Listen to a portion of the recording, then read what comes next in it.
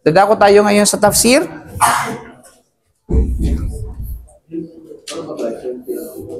#23 tayo.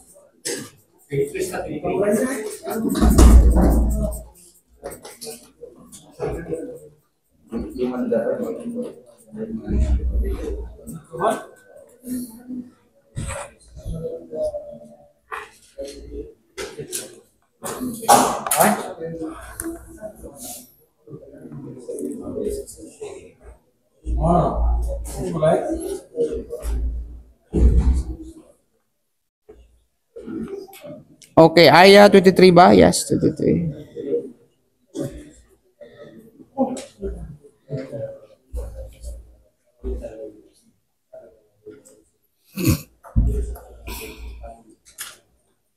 Ayat 23 ba? Okay, 23 tapos sa tayo. 23, 24. 24 na.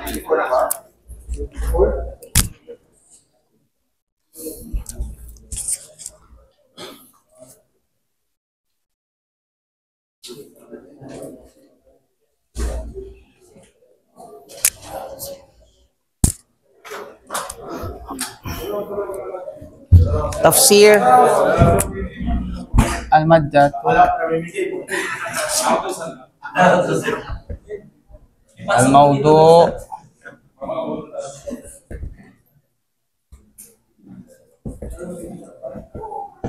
Ayah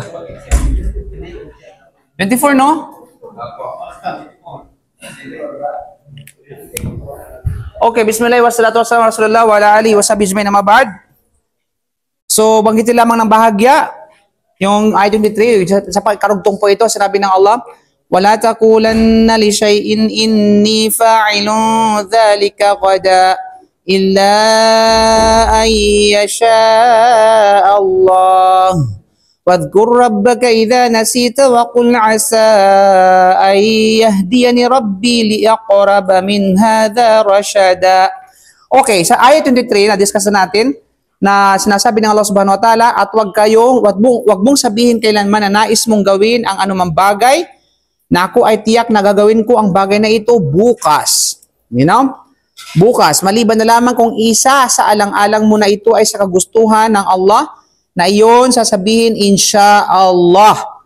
Ibig sabihin, kung nanaisin ng Allah at alalahanin mo rin ang iyong Rab sa oras na ikaw ay nakalimot sa pagsasabi ng insya Allah, kung nanaisin ng Allah sa tuwing ikaw ay makakalimot, ay lalahanin mo ang Allah Subhanahu wa Ta'ala, dahil katiyakan ang pag-alala sa Allah ay naalis nito ang pagiging malilimutan, at sabihin mo na nawa ay gabayan ako ng aking Rab sa pinakamalapit na daan patungo sa kanyang patnubay at gabay kaysa rito. Okay. So sa ayat 24 mga kapatid sa pananampalatayang Islam, nabanggit natin noon last week yung nangyari kay Prophet Solomon.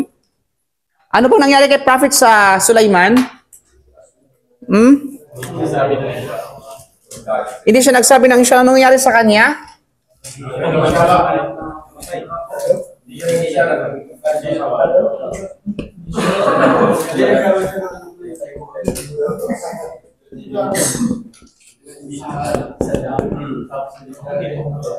Okay. Wa qul asa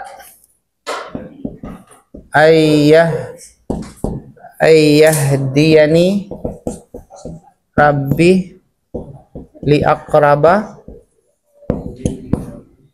min hada rashada. Okay.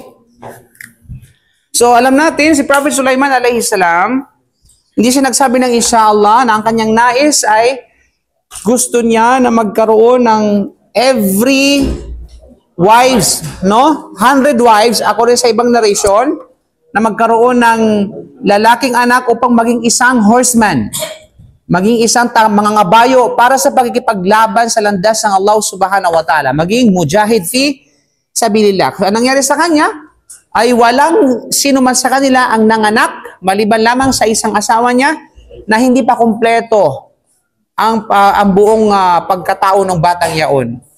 You know? So, napakahalaga po ng pagsabi ng inshallah mga kapatid sa pananampalatayang Islam. Okay, gayon din, no? Katulad din, no, sa simula ng sura na ito, yung nangyari kay Prophet Muhammad sallallahu alaihi wasallam. Sa simula pala ng sura na ito, na hindi siya nagsabi ng inshallah, Kaya na-delay ang revelasyon sa kanya bago pa binaba ang revelasyon ng Suratul Kahf bilang sagot sa mga tanong ng mga Quraysh, mga kapatid sa panampalatayang Islam. 15 araw ang na-delay sa kanya na revelasyon. So dahil tinalakay natin ito ng mahaba sa simula ng surah, hindi na kailangan ipaliwanag dito, mga kapatid. Wala takulan na li syai'in fa'ilun dhalika gada, ay wag mong sabihin ito maliban lamang na inshallah. Ano man ang gawin natin bukas o mamaya, kailangan may kakibat na inshallah. Na pag nasabi mo ito na inshallah tapos kontra doon sa ine-expect mo, and that is qadar Allah. That is qadar Allah. Huwag kang mag-expect na inshallah. Sabi mo, basta sabi niyo, pag sabi na inshallah, mangyari talaga yun. No? Hindi ko sinabi yan, no? Okay? Magsabi ka ng inshallah ng taus-puso, ng buong puso at buong rely mo sa Allah subhanahu wa ta'ala. May mga kanya-kanyang business dyan sa likod. Oh. Ayan. Okay, ano bang business? Kapatid, mayayaman ba tayo dyan sa business na yan? Malinaw? So, ibig sabihin, ano man ang naisin natin, wag mag-expect tayo na yun talaga yung mangyayari. Dahil nagsabi ka ng inshallah. Kaya nga't inshallah, if Allah's will, kung nanaisin ng Allah. Pero kung hindi na naisin, wala kang magagawa. Huwag kang mag-rebuildi. No? Huwag kang tinatawag na ayaw mo nang kumain, nagtampo ka na. Diba? Ayaw mo na sa kababay, ayaw magsuot ng hijab. Kasi bakit? Nagsabi ng inshallah, sabi ni Ustaz, pag sabi ng inshallah, hindi naman nangyari. Di ba? Sabi mo, nagsasahod ako bukas, inshallah. Parating bukas, wala pala. Ano gagawin mo ngayon? Di ba? Ha? Mag-inshallah ka ulit. Malinaw, kapatid. So, wag. Kasi yan ay according pa rin sa kagustuhan ng Allah. Ibig sabihin, kung nangyari yon, ginusto ng Allah. Kung hindi ginawa, nangyari yon, ginusto pa rin ng Allah. Wala kang magagawa. You're not a controller. Diba? Ang Allah is the only controller, okay, for everything. You know? Kaya, pag hindi nangyari yung in-expect mo, after nang sabi mong inshallah, sabi mong qaddar Allah. Doon masusukat yung iman ng isang tao, how he surrender. Okay? Sa anumang kagustuhan ng Allah subhanahu wa ta'ala. Ninam? Kaya after that, sinabi na, wadhkur rabbaka idha nasit. Okay? Wadhkur rabbaka idha nasita. At alahanin mo, no, ang iyong Panginoon kapag ikaw ay nakalimot. Yan ang ibig sabihin ng aya, mga kapatid. No? Kapag nakalimutan mo ang isang bagay, then, wadhkur rabbaka. Okay? Idha nasita. Mag-alala ka sa Allah kasi bakit? Ang Allah ang nagpalimot sa iyo ng bagay na yon para alalahanin mo siya. You know? Kaya nga yung tao, ang tao kasi, anong tawag sa tao sa Arabic? Insan. Insan, hindi yung pinsan, ha? Hindi yung mga katawagan ng mga insan, yung mga ano ba yun? Mga agila, ano ba yun? Fraternity, insan. You know? Insan, ibig sabihin ng insan, tao yan. Ang tao, subject to forget. Ang forgetfulness sa tinatawag na Arabic is nisyan. Kaya diyan, kinuha ang salitang insan mula sa nisyan. Kasi nga tao ay nakakalimot. Makakalimutin yun. Kaya kapatid, huwag kang magalit sa kapatid mo, sa brother mo, kapag nakalimutan niya. Ikaw nga nakakalimot eh. Tapos magagalit ka ngayon sa kapwa mo dahil nakalimutan niya? Hindi ganun. You know? Not unless kung talagang sinadya niyang kalimutan. You know? Okay. So mga kapatid, no? So, alalahanin mo ang iyong Panginoon, ang iyong Rab, sa oras na ikaw ay nakalimot sa pagsabi ng inshallah. May mga interpretation ng mga ulama dito. Sinasabi ng ilan na alalahanin mo ang iyong Panginoon sa tuwing nakalimutan mo magsabi ng inshallah. Paano mo lalahanin ng Allah? Rab? So, la ilaha illallah. Okay. Hasbunallah wa ni'mal wakil. La hawla wa la quwata illa billah. Yan yung mga pag-alaala sa Allah subhanahu wa ta'ala. Bismillah. Allahu Akbar. Any zikir. Okay, that's open, kumbaga mga kapatid, no?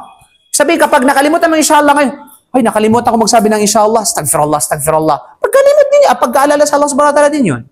Mainam? So yan ang unang interpretation. Okay, ay, alahanin mo ang Allah subhanahu wa ta'ala sa tuwing nakalimutan mo kahit hindi ka nagsabi ng inshallah. O di ba? I mean, pampagkalahatan na yun, no? Alalahanin mo pa rin ng Allah subhanahu wa ta'ala. Kaya sinabi ng ibig sabihin nito, kung nakalimutan mong sabihin ng inshallah, Pagkatapos ay sabihin ito kapag naalala mo.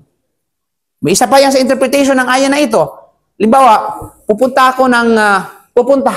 Bukas, mayroon kang plano, bukas. Pupunta ka ng dagat, Obhor. Yan ang plano mo. Bro, punta tayo ng bukas ng Obhor. Hindi mo ngayon sinabi ng inshallah. Maya-maya, naalala mo na pupunta pala kayo bukas sa Obhor at ngayon hindi mo nasabi ng inshallah. Kayo, sa tuwing naalala mo, sabi mo, inshallah na lang, inshallah. Yun ang isa sa mga kahulugan nun. Hanggat hindi pa nangyari yun, sabihin mong inshallah. Hindi mo masabi ngayon, baka mamaya, naalala mo, hindi mo pala sinabi ang inshallah. Yes.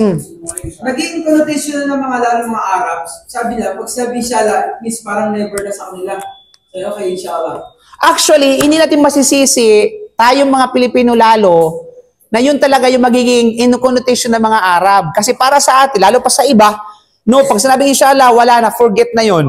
Di ba? I know. Pero, as a matter of fact, mas maganda yun kaysa sabihin hindi sinasabing inshallah. I know? Mas maganda na yun, sasabihin nilang inshallah, kaysa hindi na sabihin ng inshallah. Now, sa pagkasabi nilang inshallah, hindi pa nila nagawa yun, sa kanila na yun. Wala na sa atin yung pananagutan, sa kanila. You know? Mas naipapakita ng isang Muslim, kahit Arab man o hindi, na siya'y Muslim, sa pagkasabi ng inshallah. You know?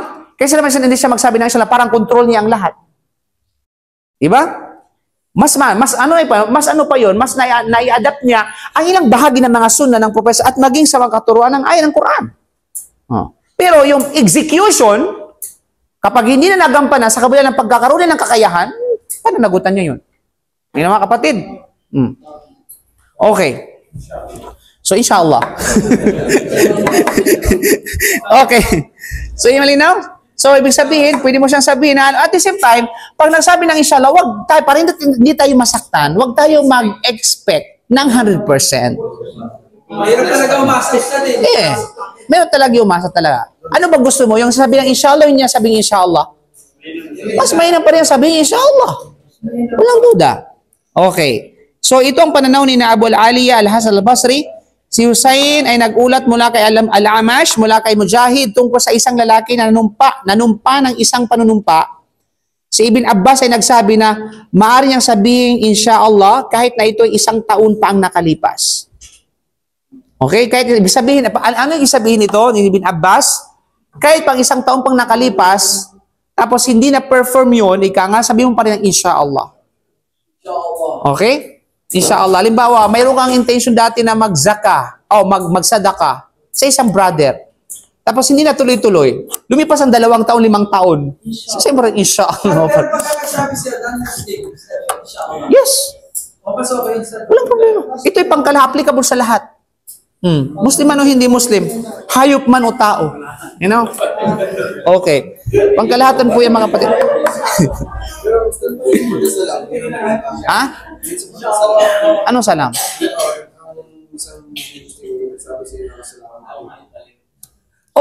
Pag sabi ang isang Muslim ang assalamualaikum, sugutan mo ng waalaikumsalam. Okay nga, kung hindi Muslim. Okay. Pero kapag hindi mo siya pwedeng pangunahan ng salam, halimbawa, alam mo at batid mo, ang kaibang rules yan ha, huwag niyong imukis-mekos-mekos. Kapag batid mo yung kausap mo na hindi Muslim, huwag kang manguna ng salam sa kanya. Sabi ng salam, la tabda'u bis salam il-Yahudi wan Nasara. Huwag niyong pangunahan ng salam ang mga Hudyo at mga Kristiyano. Pero kung nagbati sila ng malinaw na salam sa atin, pwede nating tugunan bilang pangkalahatang sinabi ng Allah, idha huyitum bitahiyyatin fahayyu. Okay? Ibig sabihin, kapag kayo ay binati, ay tugunan ninyo ito.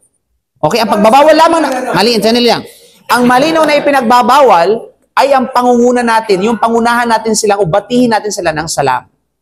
Now, sa mga Muslim. Sa mga subject natin dito, siyempre.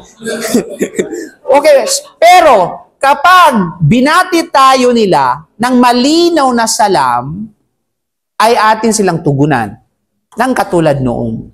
You know? Halimbawa sabi mo, Kristiyano sabi, assalamualaikum brother. Malino yung assalamualaikum. Waalaikumsalam. Paano sa pagka-salam brother, ganun lang? Salam din sa'yo. Ganun lang. Pero kapag hindi malinaw yung salam, wa iyak. Sasabihin mo lang, wa iya. Kasi baka sabihin ng assalamu alaikum, malason ka nawa. Oh, yan ang ibig sabihin ng assalamu alaikum. Tulad ng ginawa ng Hudyo kay Propeta Muhammad sallallahu alaihi wasallam. Oh, kaya sabi niya, wa iya. You know? Oh, yun sabi, mapuksa ka nawa, okay? Ustad, binati mo yung non-Muslim, Assalamualaikum. Hindi nga pwede batiin yung non-Muslim. Sagot siya sa'yo, balik ko sa'yo. Ano sabihin mo? Eh kasi dahil sa'yo binati mo Sada Binati mo. O, di ba? Naisulto ka tuloy. Kasi bawal, pinagbabawal nga ng tapos gagawin mo. Oh. Ano pag inabutan mo gusto ko, may Muslim, may non-Muslim? Oh. Pagkalahatan na yun, Assalamualaikum, ibig sabihin, intention mo yun para sa mga Muslim. Okay. Ano?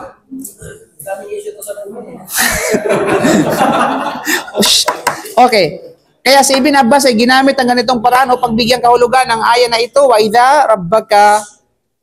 wadhkur rabbaka idha nasit. Si Al-Amash ay tinanong, narinig mo ba ito mula kay Mujahid? Sinabi ito sa akin ni Laith bin Al-Abi Salim. Ang kahulugan ng panahon ng Ibn Abbas, na ang isang tao ay maaaring magsabi ng inshallah kahit na ito ay makalipas ang isang taon, ay kung nakalimutan niyang sabihin ito kapag siya ay nanumpa o kapag siya ay nagsasalita at naalala niya ito sa paglaon kahit isang taon na ang lumipas.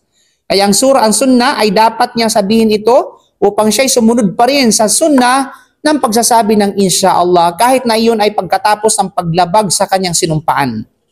Halimbawa, sasabihin mo na after okay. Sabi mo, ako ay magpapakain kapag nakapasa ako sa exam ni Ustads. Inshallah. Wallahi, magpapakain ako. Nagsumpa ka na nun. Hinakalimutan magsabi ng inshallah. Okay? So, nagiging ano na yun, oath. Kumbaga ay swear. Oath ba? Oath ba ang tawag dyan? Oh, nag-oath ka na nun. Islamically speaking, obligado mong gawin yan kapag nangyari talaga yun. Malinaw? So, subalit ito yung gawain ng mga kuripot, mga kumbaga. Malinaw? Kaya nakapasa ka ngayon, tapos, hindi mo nagampanan yun. Kaya ang gagawin mo, alam natin kung ano, hindi ginampanan mo kapatid, makakaroon ng another penalty sa bagay na yan. Tapos, lumipas ang isang taon, naalala mo pa rin, sabi mo, inshallah, magsabi ka pa rin ng inshallah. Okay? Magsabi ka pa rin ng inshallah. Kahit ito ay pagkatapos sa paglabag sa kanyang sinumpaan. Ganito rin ang pananaw ni Ibn Jarir, ngunit sinabi niya na hindi ito katumbas ng paglabag sa kung ano ang sinumpaan o hindi nangangahulugan na ang isa ay hindi na obligadong magsakatuparan ng kabayaran. Bagkus ay kinakailangan pa rin niya itong gawin. It doesn't mean na sabi mo ngayon inshallah after 1 year ay hindi ka na magbabayad kasi nagsabi ka na ng inshallah after 1 year. Hindi. Kailangan mo pa rin magbayad doon sa karampatang parusa ang hindi pagtupad sa sinumpaan. Ninaw? At yan ay walang iba kundi ang pag-aayuno o kay pagpapakain, mga kapatid. Yan sa akin. Sabi ko kayo kapag ako sa anak mo, talagang hindi ko kaya pa. Now, kung ito ay ano ba, kung hindi ito, ano ba yun, kung ito ba ay pagtitika mo o ginawa mong panumpa mo, parang promise na o hindi? O, kapag hindi, wala nang problema kasi hindi ka naman na gano'y. Sabi mo lang, inshallah. Hindi siya mahuhulog na ano. Kasi wala naman siyang kondisyon Wala naman siyang tinatawag na kakibat na kondisyon, mga kapatid. Kasi ito ay kabikiba sa akika. Hindi walang kakibat na kondisyon para maging ano sa'yo yun. Maging obligasyon, hindi. Kasi hindi mahulog sa tinatawag na sinasabing nadhar. Hindi siya mahulog sa nadhar o sasabi natin tinatawag na yamin.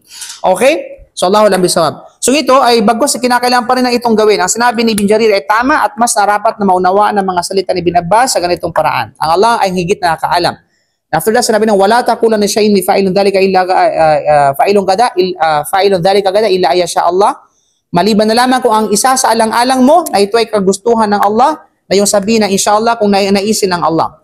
Then after that, wa qul asa ay yahdiyani rabbi li aqrab min hadha rashadan. Ibig sabihin mo naway gabayan ako ng aking Rab sa pinakamalapit na daan patungo sa kanyang patnubay at gabay kaysa sa rito. Ibig sabihin, kung ikaw propeta ng Allah ay tatanungin tungkol sa isang bagay na hindi mo nalalaman, tanungin mo ang Allah tungkol dito at dumulog ka sa kanya upang siya ay magabayan ka sa kung ano ang tama. Ang ibig sabihin sa akin na ito, mga kapatid, siyempre, tayo bilang tao, hindi natin alam minsan yung tama at hindi natin minsan yung kung ano yung mali. Right? At minsan nadadala tayo sa emotion. Kaya naman, lagi natin hinihiling sa Allah subhanahu wa ta'ala ang hidayah. No, sa Allah subhanahu wa ta'ala sa pinakatama kaysa doon sa naging desisyon natin. Alam mo yung hidayah, yung gabay at patnubay. No, tindahan natin. Sa ayat na ito, address kay Propeta Muhammad. Kung si Propeta Muhammad ay inutusan ng Allah na manalangin sa kanyang Panginoon ng hidayah, paano pa kaya tayo?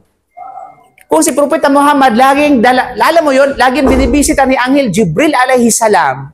Laging kinukorek ni Jibril alayhi salam. Sa tuwing nagkamali siya, merong anghel na darating para i-correct sa ikaw. Pag nagkamali ka, merong bang anghel darating?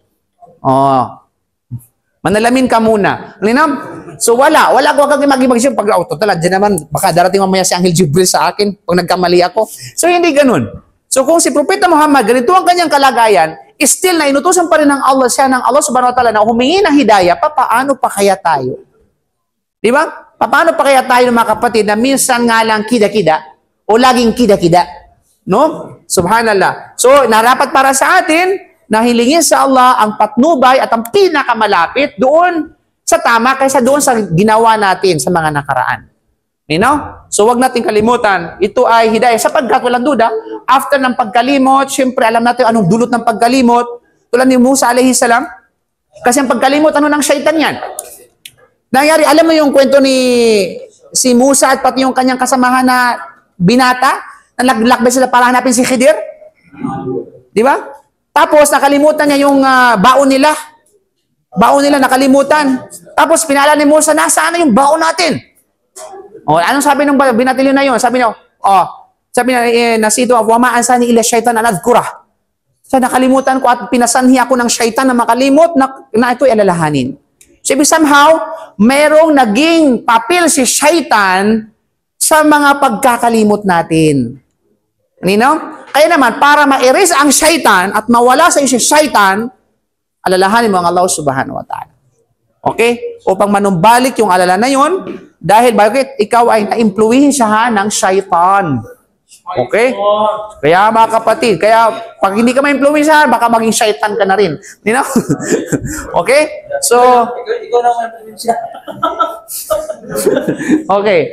So ito yung aral na makuha natin sa akin ito mga kapatid, yung pagsasabi lagi ng inshallah.